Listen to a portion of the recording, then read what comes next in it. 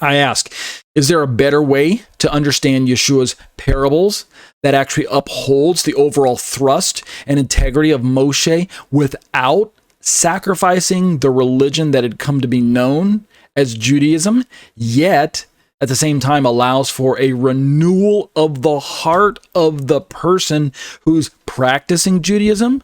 So we're talking about a challenge for someone who's actually a religious Jew, not just in Jesus' day, but in today's life, right? In today's culture.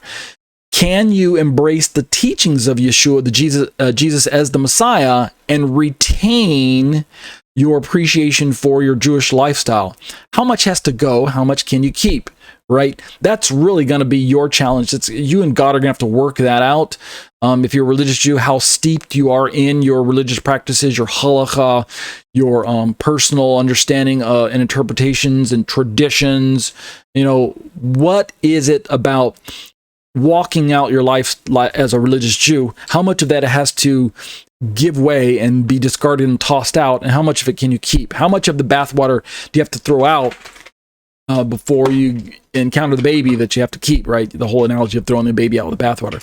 And I go on to say, I think there is, right? I think there is a way to retain a Jewish lifestyle and affirm a belief in Jesus. In fact, again, they're notwithstanding the multiple hundreds and thousands of Jewish people down through history who have come to embrace Jesus as Messiah and yet continue living their lives as religious Jews, not withcounting those from history. We have the authority of Scripture. We have the examples in Scripture, right? Again, all the first century apostles and disciples continued living their lives as Jews if they were living that lifestyle, even when they came to embrace Jesus as Messiah. Paul is the perfect example, right? He didn't abandon his Jewish lifestyle, things like that. And then we have all those thousands of Jews in Acts 21. So yes, I think there is a way to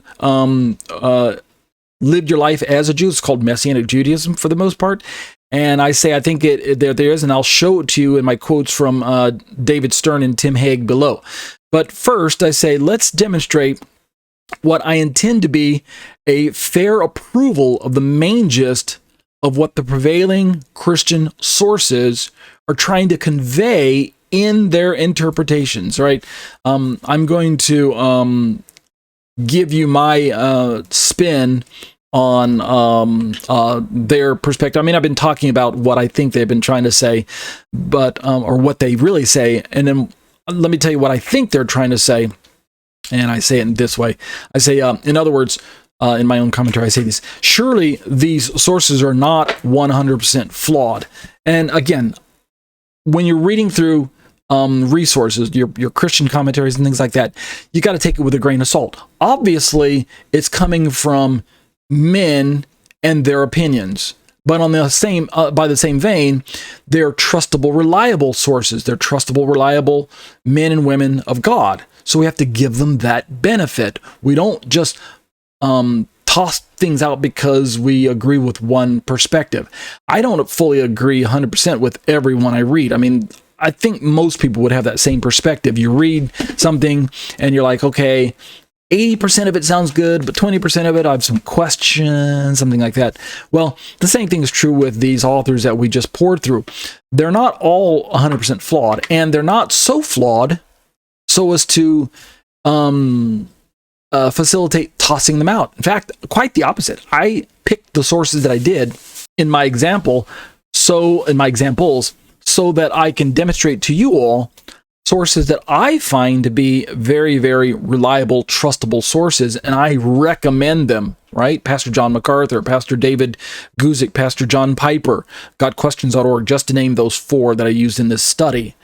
All of them are free. All of them are internet accessible to anyone with internet access, and all of them are very, very thorough. All of them provide answers to questions. A very, very wide range and broad offering, sampling. All right, in other words, it's not scarce. They just these resources are very complete and very thorough. Is the point I'm trying to make. So they're highly they come highly respected, and they come highly, what's the word I'm looking for? Recommended. All right. So, but they're not 100% flawed, right? They aren't all just bankrupt. So what do I say in my commentary? What truth can we safely glean from them? What can we learn as we look at these particular commentaries? And I think what I'll do is we'll call it quits right here for tonight. We'll pick this up next week, and we'll start in this section entitled The Old Man, the New Man, and Messianic Judaism. And that'll do it for Matthew 9:14 through 17, Judaism v. Christianity.